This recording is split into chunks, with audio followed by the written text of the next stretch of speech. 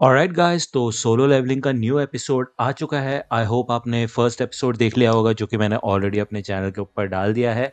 साथ ही साथ मैंने उस एपिसोड को अपने टेलीग्राम ग्रुप के ऊपर शेयर किया था, जिस वजह से आप रियल एक्शन का भी फील ले सके। तो आज हम इस एनिमे का सेकंड एपिसोड देखने वाले हैं, और जो फर्स्ट एपिसोड का एंड था वहां पे हमें एक क्लिफ हैंगर पे छोड़ा गया था। हमें एंड में एक हिडन डंजन दिखाया गया था, जहाँ पे एक गॉड जैसे फिगर बैठी हुई थी, काफी बड़ा स्टैचू टाइप बैठा हुआ था, जिसने इनमें से आधे हंटर्स को मार दिया था। और उसकी इस लेजर वाली पावर को देख के ये समझ आता है कि ये सच में काफी ज्यादा ताकतवर है। सेकेंड एपिसोड की शुरुआत भी उसी डंजन में होती है, और हमें दिखाया जाता है कि ये लोग काफी ज्यादा डर चुके होते हैं और इनको समझ आ जाता है कि ये लोग मर जाएंगे। मिस्टर सॉन्ग यहाँ पे सबको कहता है कि कोई भी हिलना मत, वरना तुम सब के सब मारे जाओगे। यहाँ पे जूही की हालत काफी ज्यादा खराब होती है, और मिस्टर सॉन्ग जिन्वो के पास आके उसका शुक्रिया अदा करता है। वो कहता है कि अगर तुमने ये चीज नोटिस नहीं की होती तो हम सबके सब मर जाते। तुमने ही हमको नीचे झुकने के लिए बोला था, तुम्हें जरूर इस बात का अंदाजा लग गया था, क्यों है ना। तो यहाँ पे जिन्वो देखता है कि मिस्टर सॉन्ग का एक हाथ कट चुका होता है, लेकिन एटलीस्ट वो जिंदा होता है। इधर जिन्वो मिस्टर सॉन्ग के हाथ में पट्टी कर देता है खून रोकने के लिए। अब जो ही यहाँ पे काफी ज्यादा डरी हुई है, और वैसे तो वो बी रैंक की हंटर है और उसके अंदर काफी ज्यादा पावर्स होनी चाहिए, लेकिन वो आसान रेड्स में ही हिस्सा लेती है क्योंकि वो दिल से काफी ज्यादा कमजोर है। मिस्टर सॉन्ग इस स्टैचू को देख के समझ जाता है कि ये जरूर एक ए रैंक या फिर एस रैंक का दुश्मन है। उस टैबलेट पे कुछ कमांडमेंट्स लिखे हुए हैं और उनका हमें ध्यान रखना होगा। तो ये कमांडमेंट्स मैं आपको बता देता हूँ। पहला है गॉड की पूजा करो, दूसरा है गॉड की प्रशंसा करो यानी कि बड़ाई करो, और तीसरा है गॉड में भरोसा रखो। तो इस डंजन के यहाँ पे कुछ रूल्स हमें बताए गए हैं, और यही 3 रूल्स हैं, और अगर इन रूल्स को कोई नहीं मानता तो वो मारा जाएगा, और इस डंजन से वो कभी भी जिंदा नहीं निकल पाएगा। तो जिन वो देख के समझ जाता है कि ये जो सबसे बड़ा वाला स्टैचू है यही गॉड है। ठीक है, हमें बताया जाता है कि 10 साल पहले जब वो पोर्टल दुनिया के सामने आया जो कि हमें दूसरी दुनिया से जोड़ता है, तब से दुनिया में अजीब और गरीब हरकतें होना शुरू हो गई। जैसे कि ऐसे लोग सामने आए जिनको अवेकन्ड कहा जा सकता है, जिनको हम हंटर्स कहते हैं। हंटर्स ही सिर्फ ऐसे इंसान हैं जो कि इन मैजिक बीस्ट को मार सकते हैं। एक बार किसी हंटर की एबिलिटी उसके पास आ जाती है तो वो उस एबिलिटी को चेंज नहीं कर सकता। लेकिन कभी कभी ऐसा होता है कि गेट के उस पार ऐसे मॉन्स्टर्स होते हैं जो कि सच में काफी ज्यादा खतरनाक होते हैं। दूसरी ओर हमें जिन्वो की सिस्टर जेना का सीन दिखाया जाता है, यानी कि उसके स्कूल का सीन। और जेना की फ्रेंड उससे पूछती है कि तुम्हारा भाई एक हंटर है, क्यों है ना। तो जेना बताती है कि हाँ, वो एक ई रैंक का हंटर है और वो कुछ खास नहीं है क्योंकि उसको काफी ज्यादा चोट लगी रहती है और वो अक्सर बैंडेजेस में निपटा रहता है। मिस्टर सॉन्ग यही कहते हैं कि हम इसके दुश्मन नहीं हो सकते, और एक बार चीजें ठीक हो जाए तो हम यहाँ से बच के निकल सकते हैं।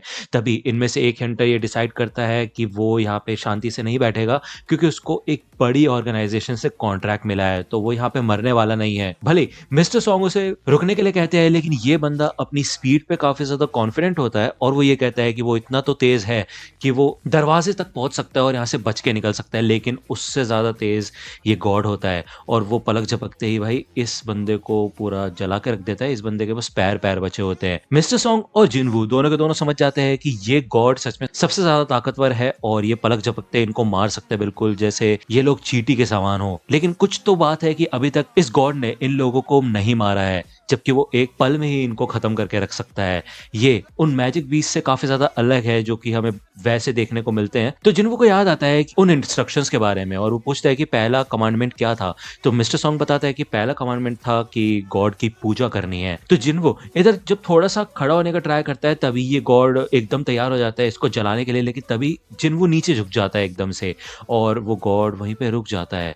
तो ऐसा लगता है कि ये लोग एक लेवल से ऊपर अपने सर को नहीं उठा सकते, यानी कि गॉड के सामने इनको अपने सर नीचे करके रखने हैं, अपने घुटने टेक के रखना है। तो जिन्वो इन सबको कहता है कि अपने घुटने टेक दो उसके सामने और झुक जाओ नीचे, ठीक है ना। मिस्टर सॉन्ग सोचता है कि इसका मतलब ये है कि अगर हम ऐसा करते हैं तो हम बच सकते हैं। जैसे ये लोग अपने घुटने टेकते हैं, ये गॉड का जो चेहरा होता है काफी तगड़ी तरीके से चेंज हो जाता है, काफी खतरनाक लग रहा होता है। ये सब के सब लोग घुटने टेक के नीचे बैठे होते हैं, तो ऐसा लगता है कि कुछ तो चीजें ठीक हो रही है।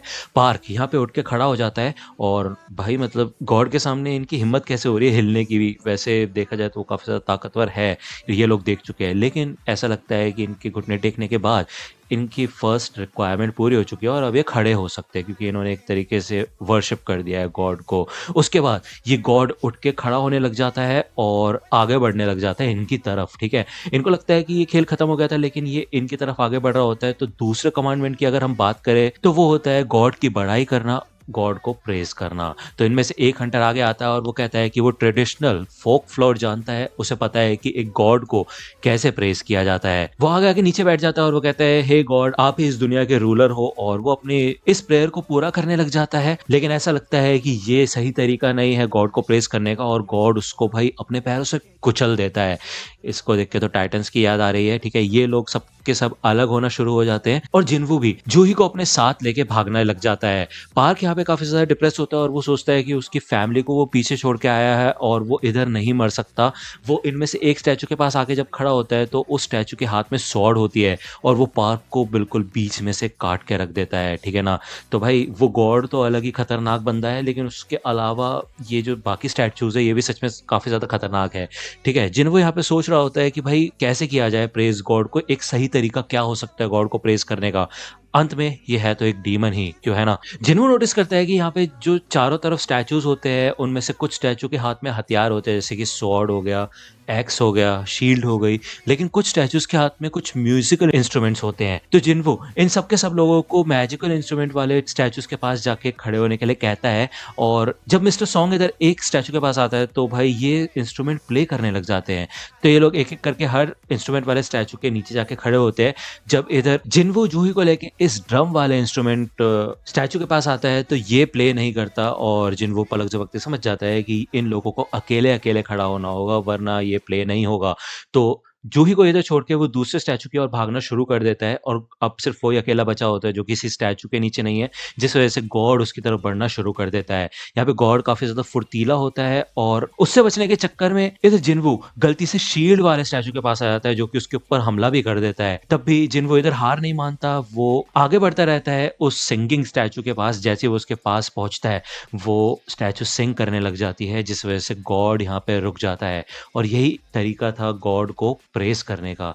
गॉड की स्माइल भी गायब हो चुकी होती है और वो अपनी सीट पे आके बैठ जाता है। इसके बाद ये लोग फिर से अपनी जगह से हिल सकते हैं, कोई दिक्कत वाली बात नहीं है, लेकिन जिन्वू का पैर कट चुका होता है। इधर जूही उसका पैर हील करने की कोशिश करती है और उसको हील करने के चक्कर में वो अपनी लिमिट भी टच कर देती है, उसकी आंखों और मुंह से खून भी निकल जाता है, ठीक है। अब ये लोग सोचते हैं कि अब इन्हें करना क्या है। इधर एक ऐसा टाइम भी आता है जब ये सब के सब लोग मिस्टर सॉन्ग को ब्लेम करने लग जाते हैं कि उनकी वजह से ये लोग इस सिचुएशन में फंसे हैं। खास करके किम ब्लेम करता है मिस्टर सॉन्ग को, ठीक है।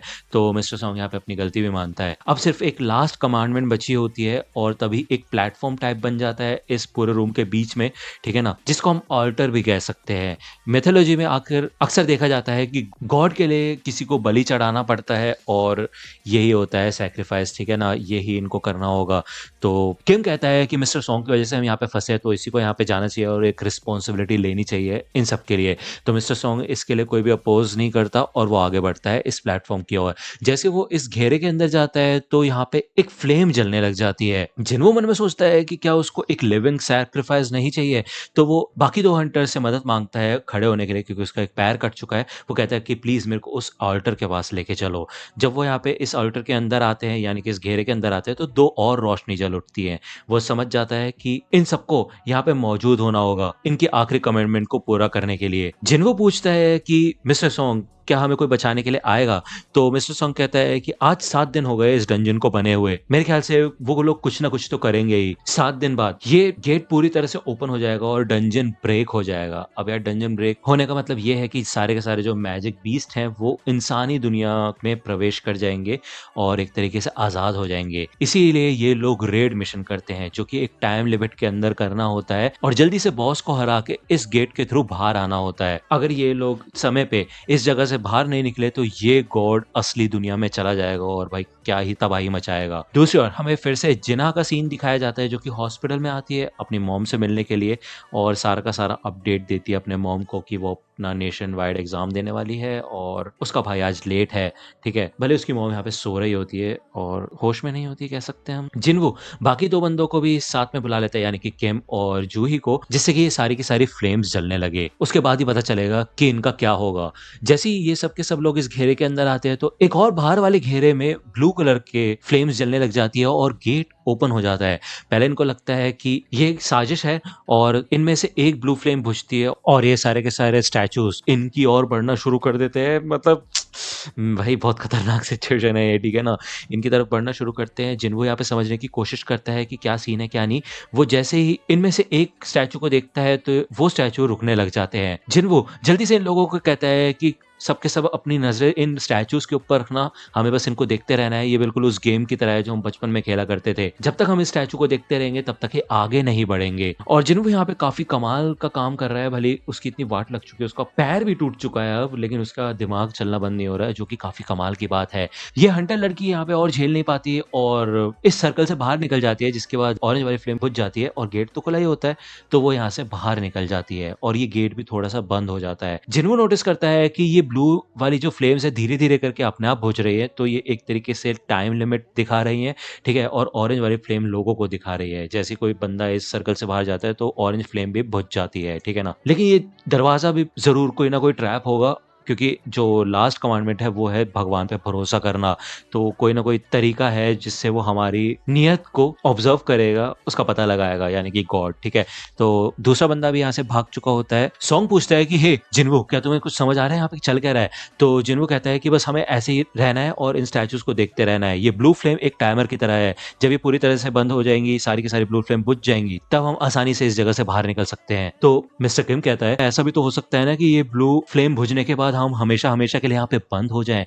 तो यार ऑब्वियस सी बात है, जिन्हों कौन-सा मास्टर है यहाँ का, उसको थोड़ी ना पता है कि क्या हो सकता है, क्या नहीं। लेकिन मिस्टर किम उसकी तारीफ़ करता है और वो ये कहता है कि जबकि तुम सबसे ज़्यादा कमज़ोर हो हम लोगों में से, अभी तुम्हारी वज़ह से ही मैं ज़िंदा हूँ यहाँ पे, तो उसके लिए शुक्रिया। लेकिन दरअसल बात ये है कि बाहर मेरी फैमिली मेरा इंतज़ार कर रही है और मैं मरना नहीं चाहता। मैं घर ज़िंदा जाना चाहता हूँ, तो मैं और इंतज़ार नहीं कर सकता। तो भाई मिस्टर किम भी यहाँ से भाग जाता है। तो जिन्हों जूही और मिस्टर सॉन्ग को यहाँ से जाने के लिए कहता है और वो कहता है तुम अपनी जान बचाओ और मेरे को छोड़ दो। लेकिन मिस्टर सॉन्ग भी यहाँ पे अपना सैक्रिफाइस करने के लिए तैयार होता है। यहाँ पे जूही अपने पैर हिला नहीं पाती, उसकी हालत नहीं होती बिल्कुल भी चलने की, क्योंकि उसने अपनी ताकतों को कुछ ज़्यादा इस्तेमाल कर दिया है। जिन्हों इन दोनों को यहाँ से जाने के लिए कहता है और मिस्टर सॉन्ग जूही को बेहोश करके अपने साथ लेके चले जाते हैं और एंड में सिर्फ और सिर्फ यहाँ पे जिन्हों बचा होता है। उसको समझ आ जाता है कि वो ही अकेला सिर्फ है जो यहाँ पे ज़िंदा बचेगा और वो एक साथ सारे के सारे स्टैचूज़ को भी नहीं देख सकता। तो जिन स्टैचूज़ को वो नहीं देख पा रहा है, वो उसकी तरफ कंटिन्यूअसली बढ़ते रहेंगे। वो यही सोचते हैं कि काश वो ज़्यादा इंश्योरेंस ले लेता अपने लिए, और फिर भी यहाँ पे वो अंत तक लड़ने के लिए तैयार होता है। वो यहाँ पे तलवार उठा लेता है, लेकिन ये स्टैचूज़ उससे कई ज़्यादा ताकतवर होते हैं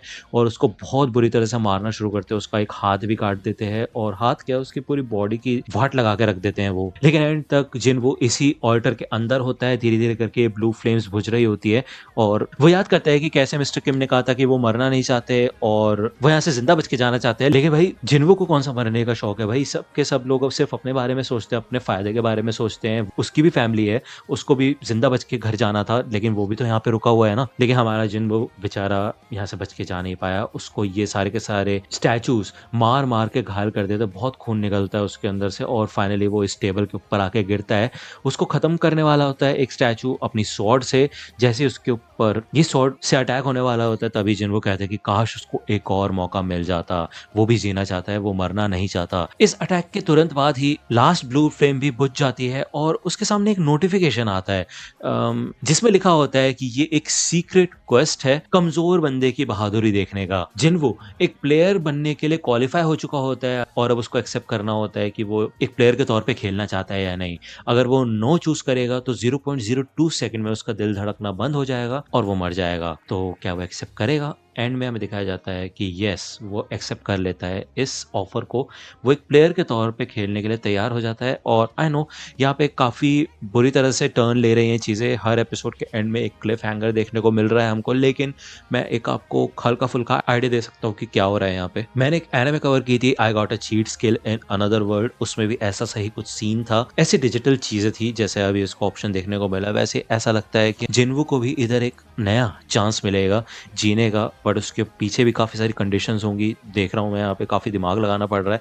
3 कमांडमेंट्स थे, उनको पूरा करने के लिए यहाँ पे दिमाग घिस गया, लेकिन जिन्हो यहाँ पे हमारा था जिसने अपने दिमाग का इस्तेमाल करके लोगों को बचाए रखा और एंड में अपने आप को सैक्रिफाइस कर दिया। लेकिन ऐसा लगता है कि ये एक और चांस है जिन्हो का। इसी वजह से ही जो थर्ड एपिसोड है उसका नाम होगा इट्स लाइक अ गेम। ये बिल्कुल एक गेम की तरह है और बिल्कुल गेम की तरह ही यहाँ पे जिन्हो को एक और मौका देखने को मिलेगा, ठीक है? तो नेक्स्ट एपिसोड आएगा नेक्स्ट वीक और